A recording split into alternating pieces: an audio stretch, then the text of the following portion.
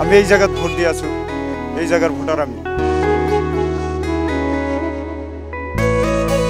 আমার বাল বাচ্চারা জন্ম হয়েছে, আমাকে এখন মারি ঠিক যাব লাগিব, না হলে আমাকে কোথাও ঠাই দিব লাগিব। আমি যাব না কমের কথা।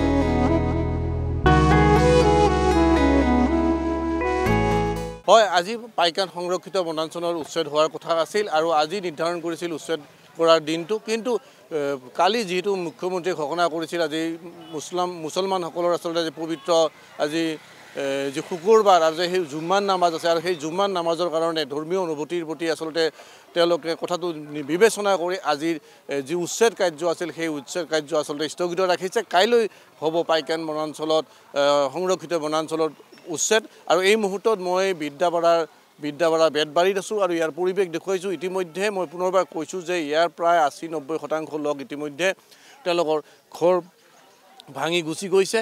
আৰু যিসকল লোক আছে তেওঁলোক আচলতে ইয়াত ক'ব গ'লে আচলতে তেওঁলোকে ভূমিহীন, গতিকে ভূমিহীন লোকসকল আচলতে ক'তো যাব পৰা নাই আৰু সেইকাৰণে এই অঞ্চলত এনেদৰে আজি এই মুহূৰ্তটো আছে। মই পুনৰবাৰ কৈছোঁ যে পাইকান সংৰক্ষিত বনাঞ্চলত 1038 হেক্টৰ 1038 বিঘা মাটিত আচলতে ইয়াত প্ৰায় 1100 পৰিয়ালে বসবাস কৰিছিল। আৰু এই পৰিয়ালৰ আমি পৰিৱেশ দেখুৱাইছোঁ। আচলতে এনেদৰে ঘৰসমূহ আচলতে ভাঙি লৈ যোৱা গৈছে। কেৱল এতিয়া ঘৰৰ জকাটোহে ক'ব গ'লে আছে।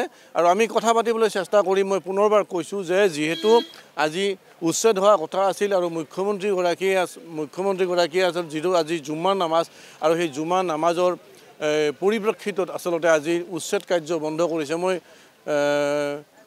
কথা পাতিব বিচাৰিম। আপোনাৰ ইয়াতে ঘৰ? ইয়াতে ঘৰ।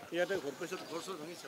আমার ঘর বেচাই দিছো, আমি বেচাই দিছো। ক'ত থাকিব? নাই, থাকার জায়গা নাই আমার, নাই। কি ক'ব? আজিতো উচ্ছেদ নকৰিলে কাইলৈ উচ্ছেদ কৰিব, মুখ্যমন্ত্ৰী কি ক'ব? এখন আমাকে জায়গা ঠাই দিবে লাগবে। আমি ক'ত থাকিম, ক'ত যাম? আমি দুখীয়া মানুষ, আমি ক'ত যাম? আমার জায়গা নাই। আৰু কিছু সংখ্যক মানুহ গুচি গৈছে। যেই মাটি কিনেছে তাই গুচি গেছে, যার মাটি আছে। আমার মাটি নাই, আমি এই জায়গাত ভোট দি আছো, এই জায়গার ভোটার আমি। এইখিনি বেতবাৰী বুলি কয়? বেতবাৰী। হয়, আচলতে কিছু সংখ্যক লোক, মই পুনৰবাৰ কৈছোঁ যে প্ৰায় 70% বা 80% লোক গৈছে। বাকী যিখিনি লোক যাব পৰা নাই, কিন্তু সেই লোকসকল কিন্তু আচলতে ভূমিহীন লোক, আৰু এই ভূমিহীন লোকসকল কিন্তু এনেদৰে ইয়াত আছে। মোৰ পৰিৱেশ দেখুৱাইছোঁ ইয়াৰ বেতবাৰীৰ দৃশ্য। কাৰণ মই পুনৰবাৰ কৈছোঁ যিহেতু আজি উচ্ছেদ হোৱা কথা আছিল আৰু মুখ্যমন্ত্ৰীগৰাকীয়ে উচ্ছেদ আজি জুম্মাৰ নামাজৰ কাৰণে আচলতে উচ্ছেদ নকৰিলে, আৰু সেইকাৰণে আজিৰ দিনটো কিছু সকাহ পালে। কিন্তু কথা হ'ল যে এইসকল লোক ক'ত যাব সেই সম্পৰ্কত কিন্তু কোনো নিশ্চিত তথ্য নাই। মই পুনৰ কথা পাতিবলৈ চেষ্টা কৰিম। মই আপোনাৰ ওচৰত আহিছোঁ। কি ক'ব এই মুহূৰ্তত, যিহেতু বহু সংখ্যক লোক এতিয়াও ভূমিহীন ইয়াত বসবাস কৰিছিল, সেই লোকসকল এতিয়াও ক'তো যোৱাৰ ব্যৱস্থা কৰিব পৰা নাই, কি ক'ব? আমি তো এখন যাবাই নাপাম, কোথাও যাব নাপাব। আমাকে একটা ঠাই দিব লাগিব যিকোনো করতে, নাহলে আমাকে মারি থৈ যাব লাগিব। আমার যাওয়ার রাস্তা নাই। কিমান বছৰ ধৰি আছে ইয়াত? আমার একদম জন্ম ইয়াতে, আমার জন্ম ইয়াতে, আমার বাল বাচ্চারা জন্ম ইয়াতে। আমাকে এখন মারি থৈ যাব লাগিব, না হলে আমাকে কোথাও ঠাই দিব লাগিব। আমি যাব না কমের কোথাও। ঘর দেওয়া পুলিশের ডেলিকে আহে, এলাউন্স করে দেয় ভাঙা। আমি তো আমার ভয়তে আমি ঘর দেওয়ার নোটিশ পাচ্ছি, আমি ভাঙাই দিছোঁ। কিন্তু আমি কোথাও যাব নাপাম। ক'ত আছে এতিয়া? এতিয়া আমি ঘৰতে আছোঁ, চাপৰা বান্ধি আছোঁ প্লাষ্টিক দি হ'লে। হয়, এয়া পৰিৱেশ দেখুৱাইছোঁ, পুনৰবাৰ পৰিৱেশ দেখুৱাইছোঁ যে কাইলৈ উচ্ছেদ হ'ব পাইকান সংৰক্ষিত বনাঞ্চলত। আৰু পাইকান সংৰক্ষিত বনাঞ্চলত আজি উচ্ছেদ হোৱাৰ কথা আছিল, কিন্তু আজি জুম্মা নামাজৰ প্ৰতি আচলতে লক্ষ্য ৰাখি আজি উচ্ছেদ কাৰ্য বন্ধ ৰাখিছে। মই পুনৰবাৰ দেখুৱাইছোঁ। আৰু আজি এই যিটো পবিত্ৰ দিন, আৰু কিছু সময়ৰ পিছত 11-12 বজাৰ পূৰ্বে আচলতে হয়তো অন্তিমবাৰৰ বাবে এই বেতবাৰী বিদ্যাপাৰা এই অঞ্চলৰ লোকসকলে আচলতে নামাজ আদায় কৰিব। মই পুনৰবাৰ দেখুৱাইছোঁ, মোৰ সহযোগী ইয়াৰ পৰিৱেশ দেখুৱাম। সেইটো কাষত এটা মছজিদ আছে, আৰু এই মছজিদটোত হয়তো কিছু সময়ৰ পিছত এই অঞ্চলত পাইকান সংৰক্ষিত বনাঞ্চলত অন্তিমবাৰৰ বাবে আচলতে ইয়াত নামাজ আদায় কৰিব।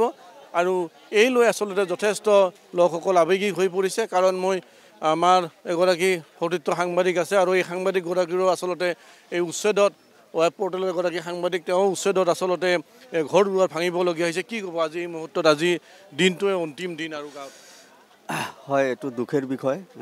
তাৰমানে আমি সৰুৰ পৰা ইয়াতে ডাঙৰ হৈছোঁ। আমাৰ মা দেউতা ঢুকাইছে। আমাৰ মা দেউতা হয়তো হয়তো তেতিয়া আমি সৰু আছিলোঁ, আমি ক'ব নোৱাৰিম। আমি তেতিয়া ক'ব নোৱাৰিম যে তাৰ মা দেউতা আমাক ইয়াতে বসবাস কৰিছিল, আমাৰ মা দেউতা ঢুকাইছে। আমি বহু বছৰ হ'ল আমি ইয়াতে বসবাস কৰি আছিলোঁ। কিন্তু আৰু এটা দুখৰ বিষয় যে আমি যে ভোট আগৰ একদম 1950 চনৰো ইয়াতে কাগজ আছে যে আশুডুবি ভিলেজ বুলি হয়। কিন্তু সিহঁতে এটা ঘোষণা ফৰেষ্ট ইছৰ পৰা ঘোষণা কৰিছে যে পাইকান বন অঞ্চল বুলি ঘোষণা কৰি উচ্ছেদ কৰি আছে। আৰু এটা দুখৰ কথা যে